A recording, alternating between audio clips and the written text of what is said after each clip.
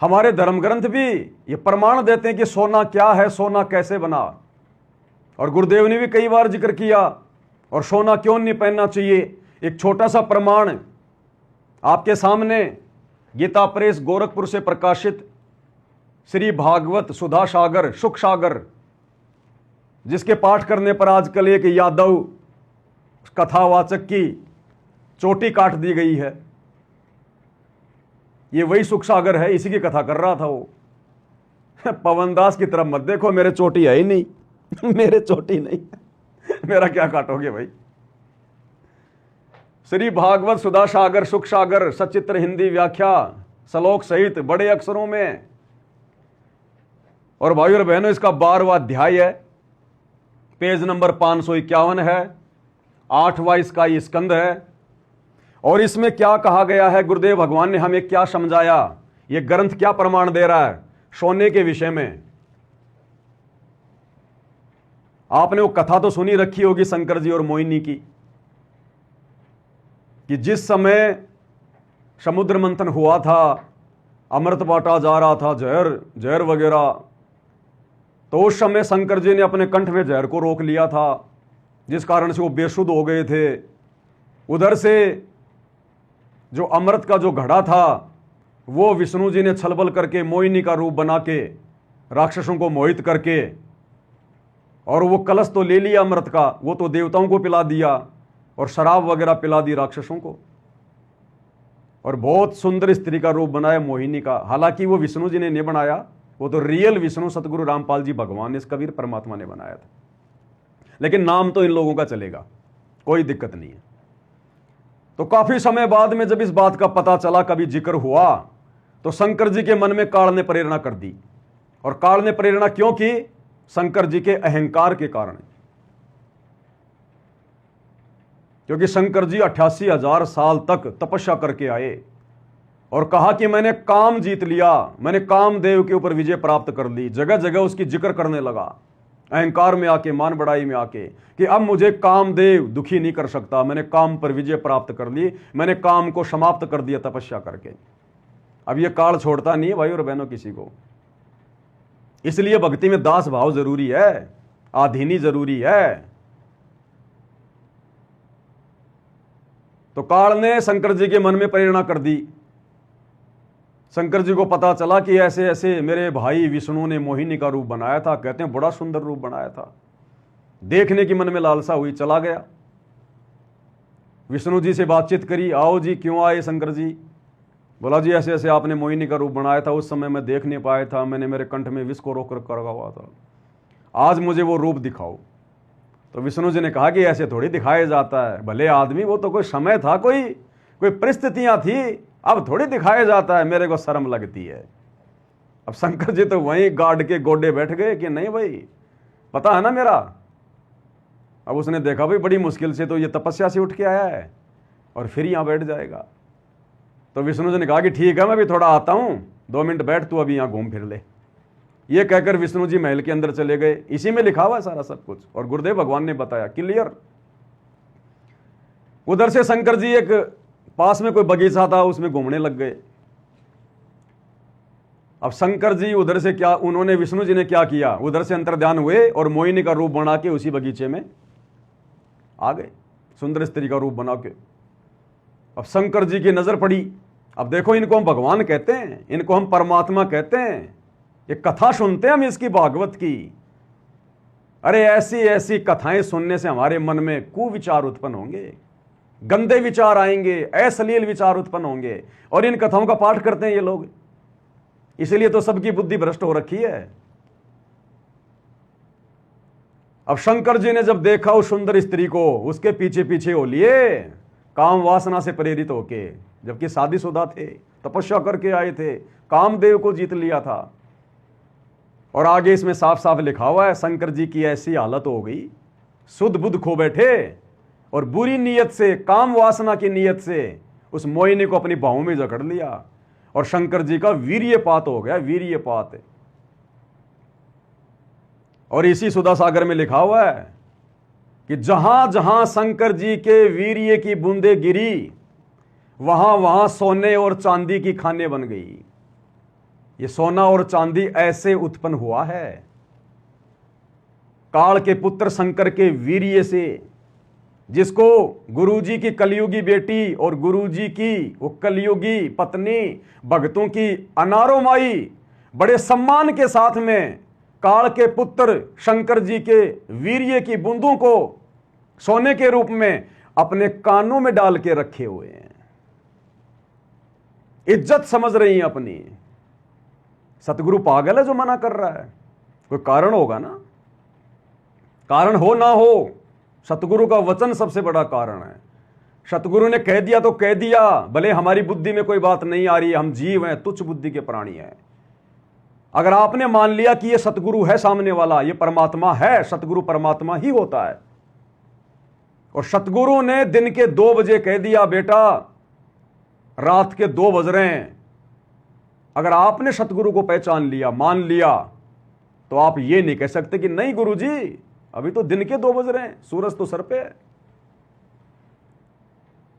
हां गुरुजी बिल्कुल सही है गुरुजी। अगर मन बकवाद करे तो यही सोचना कि हो सकता मैं स्वप्न देख रहा हूं। गुरुजी जो कह रहे हैं वो परम सत्य है, क्या पता क्या लीला है, वो तो रात में उजाला कर दे, उजाले में रात कर दे। मोला जल से थल करे, थल से जल कर दे, साहिब तेरी साई भी श्याम कहूं के सवेत। वो दिन को रात कर दे, रात को दिन कर दे भाई। हां गुरुजी बिल्कुल सही है गुरुजी, ओके, नो टेंशन, नो परवाह, सोचना ही नहीं, मन में नहीं सोचना कि यार अभी तो दिन है, गर्मी लग रही है, सूरज ऊपर है, गुरुजी कह रहे रात हो रही है, वही फैल। अगर आपने गुरु को गुरु मान लिया तो, पहचान लिया तो सोना क्या है? क्यों मना करते हैं गुरुदेव? ये श्री भागवत सुधा सागर 12वां अध्याय 8वां स्कंद पेज नंबर 551 गीता प्रेस गोरखपुर से प्रकाशित है। और क्या लिखा हुआ है? बस उनका मन हाथ से निकल गया। किसका? शंकर जी का। मोहिनी पे आसक्त होके वे मोहिनी को निहारने और उसकी चितवन के रस में डूबकर इतने विहल हो गए कि उन्हें अपने आप की भी सुध ना रही। फिर पास बैठी हुई सती और गणों की याद कैसे रहती। उस मोहिनी के पीछे शंकर जी इतने पागल हो गए, काम वासना के वशीभूत, अपनी खुद की पत्नी सती भी उसको भी नहीं देख पा रहे कि वो क्या सोच रही होगी, वो क्या देख रही होगी। खुद की पत्नी के सामने और उस स्त्री के पीछे पीछे चले गए। आज एक आम व्यक्ति भी इस प्रकार की घटना को अंजाम नहीं दे सकता। इतना दिमाग, इतनी बुद्धि, उतनी शर्म उसे भी होती है। ये हमारे भगवानों का चरित्र है जिनकी भक्ति करके हम मोक्ष प्राप्त करने की सोच रहे थे। फिर लास्ट में क्या हुआ? यद्यपि भगवान शंकर का वीर्य अमोघ है, क्योंकि उनका वीर्यपात हो गया, फिर भी मोहिनी की माया से वह संखलित हो गया, यानी वीर्यपात हो गया। भगवान शंकर का वीर्य पृथ्वी पर जहां जहां गिरा वहां वहां सोने चांदी की खानें बन गई। जिस सोने को गुरुजी की बेटी और गुरुजी की कलयुगी पत्नी अपने कानों में सहज के रखे हुए हैं, आज 29 जून 2025 तक, और लाखों की संख्या में शतनामी, सारनामी और सार शब्द प्राप्त करके भगत लोग पहने हुए हैं। माता बहनें सोना धारण कर रही हैं। काल के पुत्र का वीर्य गंदगी, इसलिए सतगुरु मना करता है। सतगुरु का वचन ही मुक्ति है, सतगुरु का वचन ही मोक्ष है। तो एक कारण यह भी है जिस कारण से गुरुदेव भगवान हमें सोना ना पहनने की सलाह देते हैं, सख्त आदेश देते हैं कि इसको तो घर में भी नहीं रखना चाहिए, इतनी गंदी चीज है ये, मान बढ़ाई पैदा करती है। और काल के पुत्र शंकर के वीर्य, इसलिए गुरुजी कहते हैं शरीर पे धारण करना तो बहुत दूर की बात है, अगर आपको ज्ञान हो गया हो तो। ये सोने को तो घर में भी नहीं रखना, घर में भी। अरे भगत कभी अपने घर में काल का वास होने देगा क्या? काल को अपने घर में रखेगा क्या? ये प्रमाण आप लोगों की आंखों के सामने है, स्पष्ट लिखा हुआ है।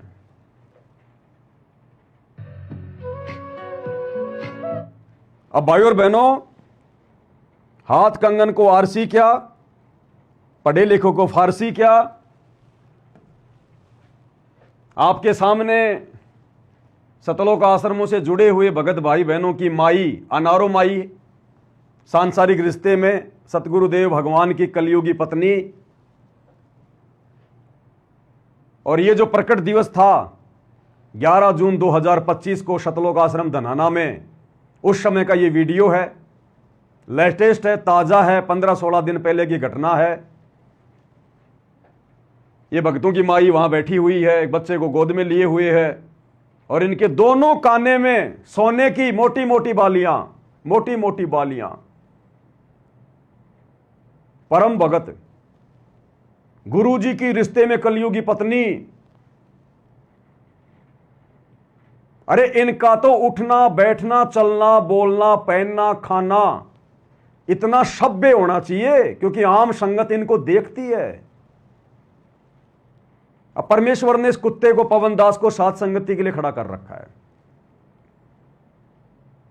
अब मैं जिस प्रकार से रहूंगा, जैसा मेरा आचरण होगा, जैसी मेरी मर्यादा होगी, जैसी मेरी भाषा होगी, आम संगत जो साध संगति से जुड़ी हुई है वो वैसा ही तो करने का प्रयास करेगी। तो इन आश्रमों में जाने वाली संगत क्यों सोना चांदी पहनना छोड़ेगी, जब ये बड़े बड़े भगत, परम भगत, बड़ी बड़ी ये परम भगतनी, इनसे बढ़कर तो संगत किसी को सतलोक का अधिकारी मानती नहीं है। जब इनका ये व्यवहार है, इन्होंने अभी पाखंड नहीं छोड़ा, इन्होंने अभी तक सतगुरु के वचन को मानना शुरू नहीं किया, सतगुरु की मर्यादाओं की धज्जियां उड़ा रहे हैं, तो आम संगत जो इन आश्रमों में जाकर इन लोगों को देखती है, वो कैसे मर्यादाओं में रहेगी? वो भी तो कुसंगति का शिकार बनी रहेगी। तो ये छोटा सा 15-20 सेकंड का वीडियो है, देख लीजिएगा।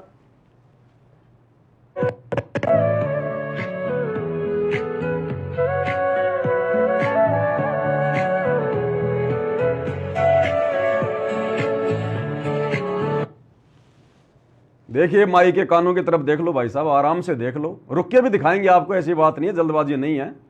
ये लो जी, उसी वीडियो का स्क्रीनशॉट है। हाथ कंगन को आरसी क्या, पढ़े लिखे को फारसी क्या, ये तो लेटेस्ट घटना है अब की।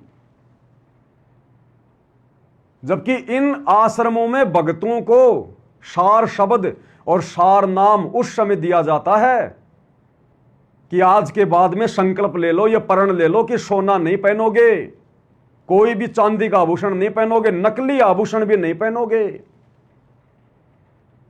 ये कुछ नियम होते हैं सार शब्द प्राप्त करने के लिए, सार नाम प्राप्त करने के लिए।